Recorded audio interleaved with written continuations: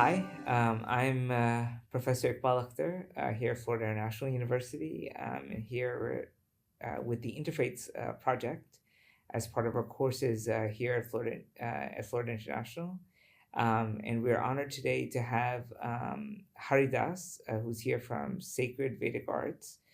He'll talk to us a little bit about his background, where he grew up, and kind of his spiritual journey. We'd love to learn more about you as a person, and then we'll talk about kind of the work that you're doing here in Miami. Thank you. I First, thank you so much for having me. I'm really honored. I'm the secretary for the Sacred Vedic Arts Temple, and we're actually a pretty small independent temple. We've now been in existence for 4 years, and we mostly focus on the arts aspect of our practice. The woman who founded our center, she's been a painter and a monk for nearly 60 years. So we really work on promoting the arts as well.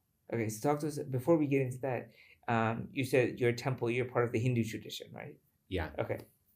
So should I give you some personal background first, Yeah, or go? please. Okay, so Yeah, yeah. I was actually born into a Jewish family. I was Okay. not born as a monk. I was not born into a Hindu family. Okay. We were relatively religious, especially for like most Jewish families in a more secular role. We were somewhat conservative, but we went to shul during the weekends. We actually didn't follow the Sabbath, Okay. which was interesting, but we did our best to keep kosher. Went most weekends. My dad served on the temple board, and that was a large part of my childhood until about 13, after my bar mitzvah. My parents got divorced, and my dad was the one who really kept the Judaism. So afterwards, the Judaism and the religion really kind of wasn't so strong and prominent within my family. And so, but I still really kept to it, especially from a cultural side. So growing up on Long Island, growing up in New York, you were either Italian or you were Jewish. And that was it. And so I knew everybody who I knew was Jewish. And so I went to college, I went to Philadelphia, I went to Drexel University, and all my friends who I started hanging out with were also Jewish. In fact, I joined a Jewish fraternity. So had no religious aspects to it. Like maybe we would do Shabbat, but it was pretty rare. It was much more of a cultural thing. I became much more interested in spirituality and religion in general as I was preparing to leave college. I was seeing around me, oh, my friends are leaving, and we had these relationships, but they weren't so deep. And so I started really seeking an understanding of who I am, where can I find meaning. And so I initially started going to the local Chabad, which had just started on campus. And I found actually a pretty nice connection there. And what I'd really craved was to deeply understand what we were doing. Even though I'd been going to school, like the temple school when I was young, I still didn't really understand what it was about. And so I started seeking out a rabbi to say, okay, who can I learn from? Who can I learn Torah from? But nobody was available. And eventually I was actually ready to leave my job and go to Israel and go learn to be a rabbi. And thankfully I had a friend who looked at me and said, I think you're just running away from your problems. You need to actually confront your problems. And I was like, oh, you're right. I was experiencing a lot of anxiety. I'm suddenly out in the world, working, responsible, and couldn't behave like I did when I was in college, and was trying to understand who am I and what am I doing in this world. And so because of that, I said, okay, let's actually take it easy and explore more of who I am. So because I hadn't made a deep connection with the teachings of the faith or really understood what it meant beyond ritual, I didn't develop a deep connection. And through the demands of work, I really started losing that connection. But I really needed some sort of practice. I had a lot of anxiety, I had a lot of stress. I was also depressed since I was young, so I really needed something. And from there, I started practicing yoga. And I actually became very atheist because the yoga practice was really about the body, really about just deep meditation. And also looking around at the world, I could see there were so many problems in the world, but nothing was really resolving. And to me, religion was ritual, at best ritual, and then there was a lot of negative connotations, especially in the media in those days, and probably still pretty prevalent today. Now it's been 4 years as a monk, so I'm pretty like far from the media. And so as I started doing this yoga practice, I reached pretty deep states of meditation, and I'd actually really thought that was the thing for me. I was really thought like, okay, I'm just going to do this yoga practice, do deeper meditation until, I guess, until death. I didn't even really think that death was a thing that could happen. But then one day I just suddenly started having these thoughts of, I need something more. And at the same exact time, a friend of mine in Philadelphia was starting a yoga studio specifically for Bhagavad Gita and Kirtan. And I said, okay, I'm going to go check that out.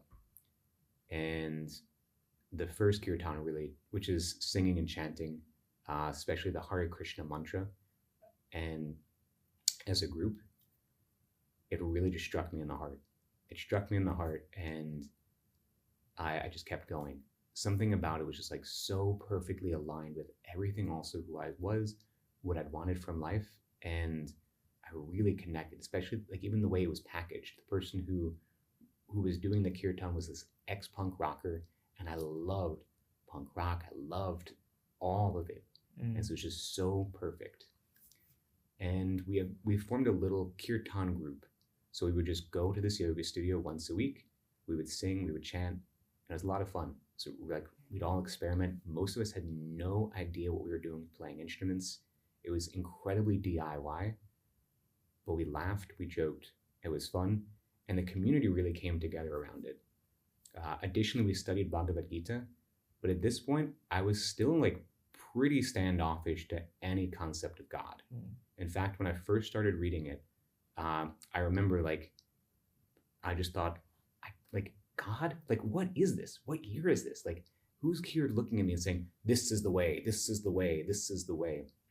So this isn't for me, okay. But I still liked the singing and chanting so much. I would do it at home. I would go to our group, and that became my spiritual practice. Then around 2016 was a major change. It really called everything into question for my life, especially like what's happening in the world and what part do I have to play in it. And it felt like I couldn't really, that I didn't know what my part was, and I didn't have power within that. So I really started exploring more and more who I was. I started traveling to Asia more. My friend and I would get motorcycles and just travel. We took a lot of risks, and I also started chanting a lot more. And I actually ended up leaving my job after 7 years and after like continuous steady promotion to go to India. I thought I could teach yoga. I'd been practicing for a while, I'd been teaching for a while. Okay, I can always rely on this if I need to make money. And I had mostly went to religious places. I wasn't really intentionally religious. In fact, I laugh now because I didn't know any of the culturally religious things, but I just happened to be going to the religious sites and staying there. And when I left, I actually left on a not great note. I'd actually had a pretty bad mental health crisis while I was there, and that forced me to come back. I started, along the way, I'd had a lot of spiritual experiences to really make it clear that, okay, something is really there, and there really is something for me to understand and connect with. But when I left, I didn't really know what it was. And I came back to Philadelphia 2019, and the groups weren't the same. The relationships weren't the same. Things were changing. Of course, then COVID happened. And even though that was really difficult, I could tell something really stupendous was happening for me. I had kind of unfortunately gone back to doing the thing I never wanted to do, which was work in an office again. Uh, Interestingly, I'd gotten a much higher pay raise and was working many less hours, a much less stressful job, but still I wasn't finding satisfaction. And I really didn't want life to be about you go to college, you get a job, you have a family, you have kids, you get a promotion, they go to college, you have grandkids, then you die. I wanted there to be something more. And I really didn't want to just feel like, okay, I'm sitting behind this desk waiting for death. And so I had actually begun exploring my Jewish roots again. But again, I never really connected with a teacher. And I've been really praying deeply for a teacher to come, and I was open to whatever tradition. And I eventually went down to Guatemala, went to a Kirtan and Bhakti Yoga retreat. And there I really connected with the followers of the faith who were there. They were my age, they were fun, and something about it was so vibrant, inspiring, and fulfilling that I ended up telling my job, okay, I'm going to take another week off. I was working at a place where you had unlimited paid vacation days. It was like at one of those tech companies. And when I was there, they said, if you're serious about growing your spiritual practice, you should go meet this woman, Shamarani Didi. She's opening a temple in Miami. And so that was August. In October, I flew down to see her. The temple had opened 2 weeks before. And the whole time down, I'm thinking, will I have a spiritual name? Maybe I'll get like spiritual initiation. Maybe this is what I've been praying for. This is the community I've wanted to live in. Things that I had thoughts I hadn't had before. And it was a really mystical experience for me meeting her. I'd also been reading a lot of the books of the followers of Neem Karoli Baba, especially Krishna Das, who's now a famous Kirtaniya. I was inspired by how when he had met his guru, he was able to give up everything and just go and be with them. And when I met her, I had this like feeling of like, wow, such a great energy just being around. And I felt so much at home just walking into the temple. And one of the first things she did is she said to me, would you like a name? I said, okay. She said, okay, your name's Haridas. And I learned now that it's rare that she gives a person a name that quickly. And what does Haridas mean? Haridas means servant of God. Hari is a name for God. Hari means he takes things that we think are good for us but are actually getting in our way so that we can then get the thing that we truly want. And Das means servant. I'm actually technically Haridas Das. Okay. Haridas refers to a saint who lived in India in the 1500s. So then she asked me when I'm moving down. It was literally the first question she asked me. And I ended up moving down 2 months later. I got home, told my job, either you're moving to Florida or I quit. They said, okay. They gave me a huge raise, huge promotion, transferred me down, and still 6 months later, I left my job so that I could serve the temple full time. To me, it was a deep answering of my prayers of this was a person who was really following the path, a person who I could tell had all the great qualities in full and didn't have like lust, anger, greed, pride, jealousy, or illusion. I remember when as I was leaving, she was praying in front of the altar, and I've just felt such power that I'd never felt from another person praying before. And so being around her just inspired me so much to be able to actually start letting go of the things that weren't serving me. Like I didn't like holding on to so much money. I didn't like I didn't like working a job that wasn't giving me any sort of fulfillment. I really wanted to serve this temple, especially to help it grow. To me, it was like Steve Jobs. Steve Jobs was working in a garage. Him and Steve Wozniak building it their computers, and thinking these people, they were willing to do it for an ideal to make money, make technological advancement. why can't we do this for spirituality? And so I figured like that was a good enough reason to take the risk. I left my job. I eventually gave all of the money I had in savings and my car as well. And now I wear pink. This means I've taken a vow of renunciation. It means I'm vowing that for the rest of my life, I will be celibate, no drugs, no intoxication, no meat eating, no gambling, and will commit myself to developing spiritually. I'm what's called a brahmachari, which means that I'm the student of the guru.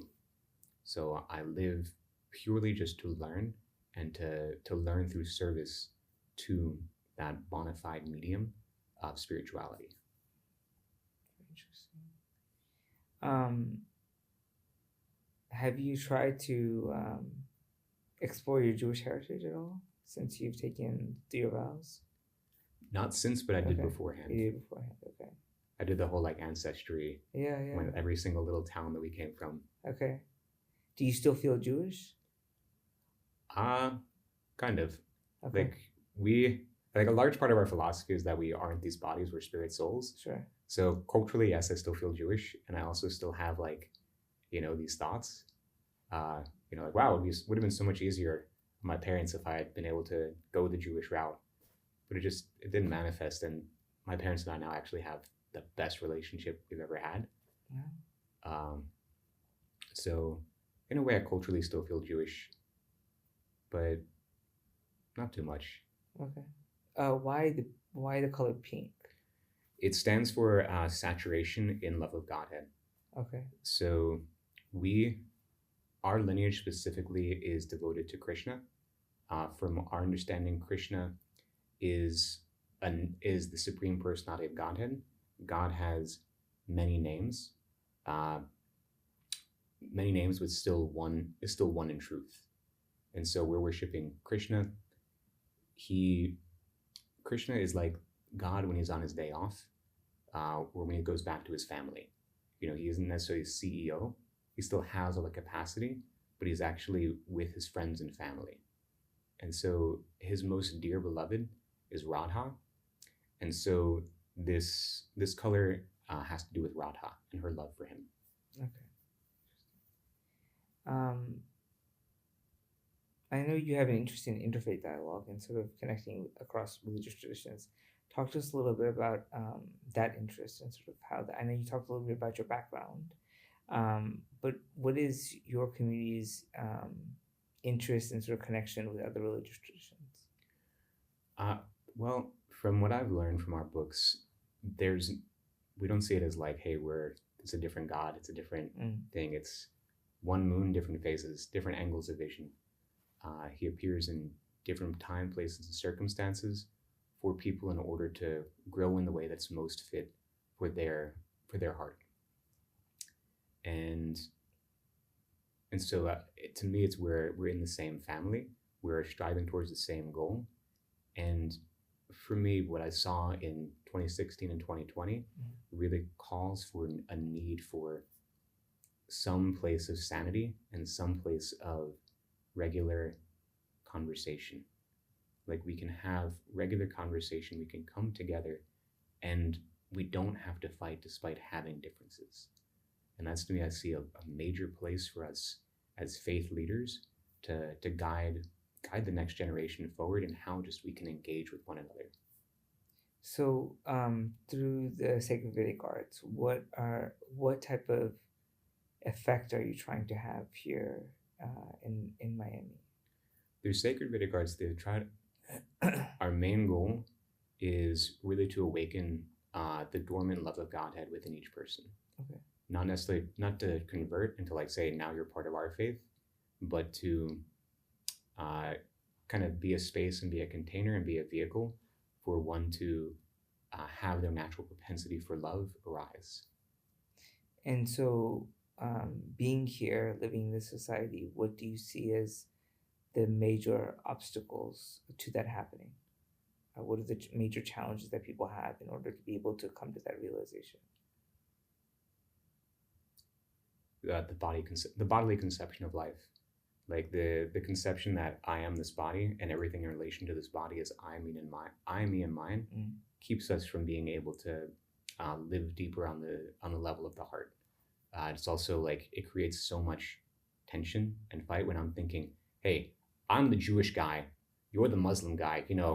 Can we get along? Right. Whereas when we're like really fixed in our own practice, we can see through that and understand the person who's in front of us. There are real things, real tangible things that need to be crossed, but as we can develop the understanding of who we are at our core, um, it naturally releases the feelings of lust, anger, greed, pride, envy, and jealousness from one's being, so that we can at least engage with one another from a platform of understanding. Have you found resistance to that message here as you kind of have tried to engage with other people in Miami? Honestly, I don't think we've put the message forward enough. Okay. We're so grassroots. Okay. Like we're just now getting like, hey, we're settled as a temple. Okay, we can do it. Okay. Versus we're just getting into how do we develop our messaging, how to develop our programming, how do we best reach people. Okay. Wonderful. I mean, when you were doing your, when you were kind of doing your spiritual search, did you look into any other religious traditions aside from these versions of like either Judaism or sort of Hinduism? I mean, like Buddhism or other faith traditions either? Little bits into Okay. Buddhism, like especially like Tibetan Buddhism Mhm. seemed pretty cool. Sure. It was fun to read. I didn't totally get the Tibetan Book of the Dead. Okay. From what I understand, it's kind of book of prayers. Right. Um, I did a little bit with like South American shamanism because that was like the cool thing to Okay. do. Sure. But I didn't get such a deep understanding. Mm-hmm. Mm-hmm. So, I mean, do you feel that do you think that this is your final phase of spirituality, or do you think that there might be another phase that comes after this? I hope so. I mean, I did take the vow for like lifetime. Okay. So Sure. I'm hopeful. What I like also about our philosophy, about our practice, is that there's like a spiritual science to it. There's progressive stages to it, Sure. and that thankfully it isn't like a closed box of like you must do this. Right. But it's like, hey, if you do this, this is what you should expect. Right. Right. Yeah, because even within Judaism, I know there's like Kabbalah and there's some other sort of mystical sort of sciences as well, spiritual sciences. But I don't know much about it, to be honest with you. But that's something that I saw because I was recently I had taken a trip to Israel, and sort of it was very interesting to see kind of like the diversity of religious experiences there. It was really mind boggling, honestly, like the variations of Judaism that exist. And that's been very interesting. Also doing this sort of interfaith dialogue. So we have this interfaith project between Muslim and Jewish students here on campus after October 7th, and trying to create new connections, I think. And one of the things that we're trying to do with the students is trying to get them to connect with each other on their lived reality and spiritual practice. So what does it mean to be a person of faith living in a secular society? What are the challenges that you have, vis-a-vis the majority, things like that. And those are also ways to be able to find commonalities rather than getting right into the heart of the political situation, which tends to be very, very divisive and very challenging. So I think, well, that's kind of one of the things that we're trying to, that's one part of it. The other part is trying to work with communities. So trying to have communities or so groups of people connect with each other, and kind of having a long-term relationship with each other as a way of being able to affect change and sort of openness to other religious traditions. I think one of the things that's remarkable about Hinduism also is that it's as a religious tradition. I know your tradition is has its own perspective, but I think Hinduism, kind of more broadly speaking, it tends to I don't know, how do you put it? It tends to be, and this is kind of paradoxical, but it kind of embraces everything, and then there's also a nothingness as well, and that allows a lot of space for, historically at least, for engaging with other religious traditions as well. So I think it's kind of one of the reasons why, for instance, like Christianity, when there was missions during the colonial period to India, and there were no major conversions because people were like, all right, that's fine. You want another person, all right, we'll just add Jesus to the group, and that wasn't a threat, right, to the religious tradition. It has the ability to encompass so much over millennia. So I think it's quite a powerful tradition. I like that there are people in India who there's churches and they just do puja to Jesus. It's the same. Right. Yeah, absolutely. I think that's one of the powerful things about the Hindu tradition at its best. I mean, there's also kind of the political version that's not so kind to people, unfortunately. But especially I think the spirituality, it also goes along with, like you were talking about a little bit earlier, it goes along with people's own inclinations. And so it's not like there's a one law for everybody, but it could be that, you are inclined towards religion through academic learning, or sort of through sort of and so there's a whole path of Gnan sort of meditation, or if you're interested more in sort of the popular devotional, you have the Bhakti sort of tradition. So there are many different traditions that exist, and so there's a lot of adaptation that's sort of possible according to one's own sort of personal inclinations as well. Yeah, what I find interesting within Hinduism is that the conception of the transmigration of the soul is so key to understanding the progression of one's soul in its development. Yeah. And so, like in Bhagavad Gita, there's karma yoga, jnana yoga, and bhakti yoga. And the understanding that we receive in our lineage is that it's not that it's one or the other, it's that it's progressive steps along the way. For us, so we're technically Gaudiya Vaishnavas, which means that we believe in a supreme person, and we follow the precepts from the golden avatar, Gaudiya. And so what we learn is that it's our goal, or really actually our process to achieve our goal is Shuddha Bhakti, or pure Bhakti. The goal itself is pure love for the Supreme, and the process we enact to get there is Shuddha Bhakti. And it's that not every person is qualified or ready to perform Shuddha Bhakti. Sure. So that's why we have karma, jnana, and bhakti. Because some of us, I need to be doing work in the world. I'm from New York. My parents, literally, it's work is life. You live to work. And so thankfully our center and our teacher and our tradition, having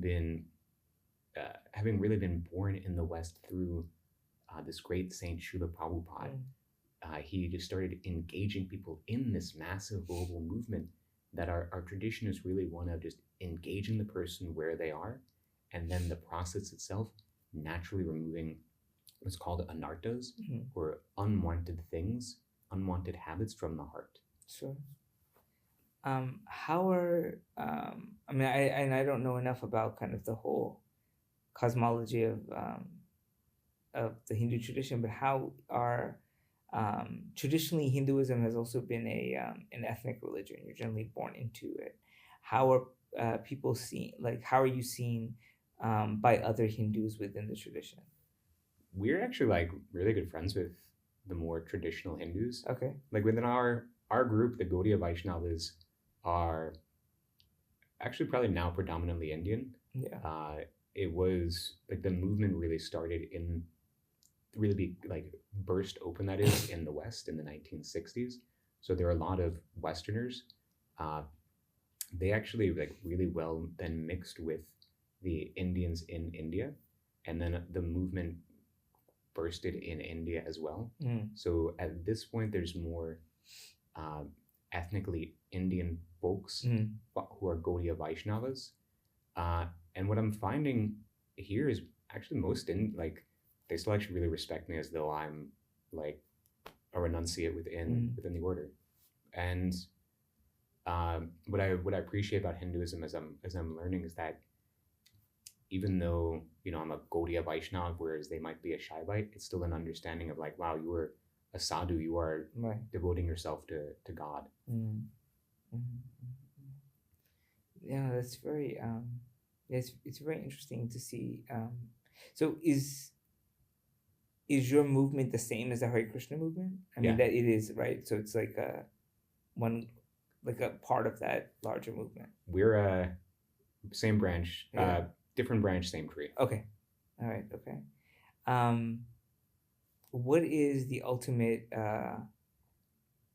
vision for the world from your tradition? So I know, like, for instance, like the Buddhist tradition would be, you would have like, the at least from the Mahayana tradition, we have kind of Avalokiteshvara as kind of one of the bodhisattvas, and this idea is that ultimately we aim towards the liberation of all beings, right? What is the ultimate aim in your tradition? Your hope for humanity. Our hope for humanity is a return to God consciousness, not necessarily to like our path. Right. What we understand is that we're in something called the Kali Yuga. So the last age, yeah. Yeah, and it's a cycle. It's the age of quarrel and hypocrisy. Right. We just started. It lasts another 427,000 years. The idea is also that the world ends and then it begins again. Yeah. Right. Yeah. We also our faith as Gaudiyas, we happen to believe that this is actually the Danya Kali. So actually the very fortunate age of Kali, where the Lord himself incarnated to give the holy name, not just as the mantra, but he actually deeply infused it with all the potencies available, including extremely deep, loving relationship. So, in all Kali Yugas, the process for deliverance of one's soul, of transcending the material platform, is the chanting of the holy name. Okay. But chanting the holy name doesn't necessarily always have the potency and the devotional sentiment, devotional mood in it. This age of Kali happens to be a special one for that. Okay. It only happens once every, I believe it's 8.6 million years. Yeah, it's once every 8.6 million years. And so our vision is that every person will be, and our understanding is that because of his appearance, at some point within this age of Kali, everybody will be just naturally awakening to their love of God. Okay. In your tradition, then also, is there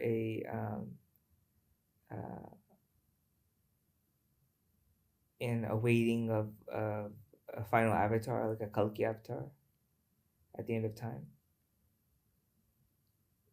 For us Gaudiyas, no. Like we actually, I don't know if we actually think Kalki is or isn't coming in this Kali Yuga because of the appearance of Lord Chaitanya, the Golden Avatar. Okay. But typically in a typical Kali Yuga, the understanding is at the end, Kalki comes and obliterates. Right. But from my understanding, that's not supposed to happen in this age of Kali. I'm pretty far from like the that levels of knowing. Sure. We're also like we're very focused on one point of devotion. Okay. Because that's Okay. So all right. Like we know, I know, but I also like I at least I have some sort of intellectual understanding, but like actual knowledge, like that's a bit beyond me. Yeah, no problem. And what do you hope to kind of do in the next few years with regards to this temple and kind of interfaith work more generally? Well, with this temple, I hope to do a lot more promotion of Dee Dee's artwork. Okay. We did the first exhibition of hers ever. It's been 60 years. She's literally like extremely renowned. Mm. And this is the first time she ever did a gallery exhibition. So really amazing exhibition. We want to do it more often. We also want to expand into modern experiences like immersive art experiences. That is a pretty large goal. And then as far as interfaith work goes, I'd like to see more connection with students on an emotional level. You and I are planning Right. this panel, and what I see is if it goes well and continues to grow, is that we do more and are able to talk more on personal experience. For example, when I talk to students, they talk about the importance of death and how death has affected their lives. And my thinking is, how great would it be for people of in the cloth to be able to speak about how death shaped their lives? Right. Not about, this is what I believe about death, that's what he believes about death, but like, how have I personally been affected? Yeah, death is a shared experience, absolutely. And it's a very, I think it's one of the things that American culture tends to be very uncomfortable with. But it's something that it's very grounding, I think, to the human experience. So yeah, I think that's birth, death, these things are very, very powerful ways of connecting us across traditions. Yeah, absolutely. Wonderful. Well, thank you so much, Haridas Das, for your time and for coming on our series. And we look forward to working with you on the projects in the future.